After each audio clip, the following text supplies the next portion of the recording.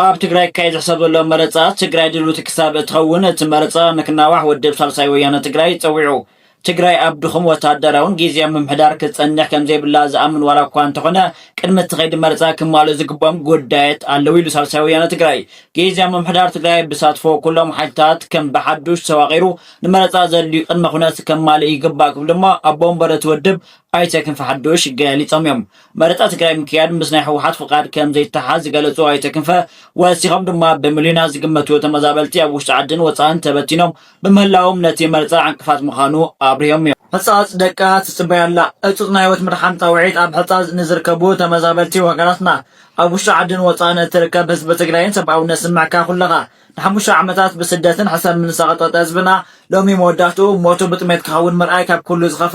ታሪኻዊ ቃንዛ እዩ። እማኻ ተመዛበልቲ ሕፃፅ ሞት ኣብ ኣፍ ደገ ነብስዎ ከፍዑና ቆይሟላ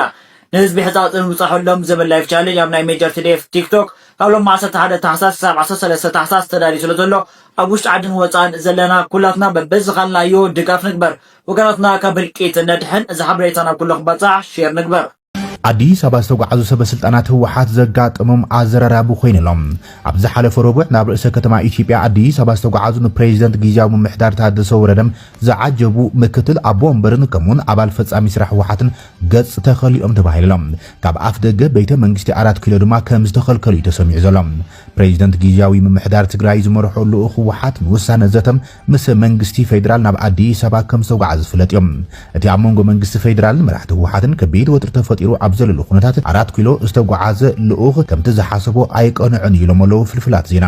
ቀዳማይ ሚኒስትር አብይ አሕመድ ብን ፕሬዝዳንት ጀነራል ታደሰ ወረደ ጥራይ ከዘራርብ ካልኦትኩም ኣየዘራርብን እየ ከም ዝበሎም ተፈሊጡ ዘሎ። በዚ ድማ ምክትል ኣቦ ወንበር ህወሓትን ምክትል ኣቦ ወንበር ግምትን ኣቶ ኣማኒል ኣሰፋን ኣባል ፈጻሚ ስራሕ ህወሓት ዝኾነ ኣቶ ተክላይ ገብረመድህን ከምኡን ሓላፊት ምትሕባር ልምዓት ፋይናንስ ጊዜያዊ ምምሕዳር ዶክተር ምሕረት በየነን ናብ ቀጽሪ ቤተ መንግስቲ ከያኣቱ ክምለሱ ከም ዝተገብረም ኢትዮ ፎረም ካብ ፍልፍላተይ ዝተላ አኸና ሓበሬታ ብምባል ጸብጽባላ በዚ ድማ ቀዳማይ ሚኒስትር አብይ አሕመድ ንጀነራል ታደሰ ወረደ ጥራሕ ተቀቢሉ ከም ዝራረበ እታ ፍልፍል ሓቢራላ።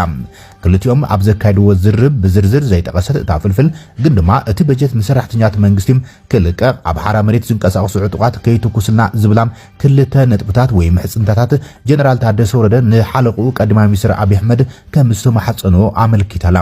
ቀዳማይ ሚኒስትር አብይ አሕመድ ድማ ንሚኒስትሪ ፋይናንስ ኢትዮጵያ በጀት ንትግራይ ክልቀ ደብዳቤ ጽሒፉሎም ኢላ። እቶም ቀዳማይ ሚኒስትር ዝኸልከሎም ኣቶ ኣማኒልን ኣቶ ተክላይ ገብረመድህን ድማ ምስ ፊልድ ማርሻል ብርሃኑ ጁላ ተራኺቦም ክትብልያም እታ ፍልፍል ጸብጽባ ዘላ። ዝርዝር ሓበሬታ ዘካየድ ወዘተ መስረት ብምግባር ግን እዚ ዜና ክሳብ ዝወፅእ ዝተባሃለ ነገር የለን። ኣብ መንጎ ህወሓትን መንግስቲ ፌደራልን ወጥሪ ዳግም እናዓበይ ዝኸይድ ዘሎ ኮይኖም ግጭት ከይውላዕ ናይ ብዙሓት ስጋኣት ኮይኖሎም ህዝባዊ ወያነ ሓርነት ትግራይ ኣብ ልዕሊ መንግስቲ ፌደራል ኣብ ዝቕንያት ተረርቲ ክስታት እዩ እናቕረበ ዘሎ። ብወገን መንግስቲ ፌደራል ግን ንህወሓት ትኹረት ዝገብረ ወይ ድማ ዒላማ ዝገብረም ወግዓዊ ዝኾነ መግለጺ ኣየውፅን ዘሎ። ኣቃሉ በዓለም ኣብ ምብራቃዊ ኣውሮፓን ዞባ ማእከላዊ ምብራቅን ኣብ ዝፍጸሙ ዘለዉ ግጭታት ኣተኪሩ ኣብ ዝጓዓዘሉ ዘለዋን ኣብ ዞባ ቀይሕ ባሕርን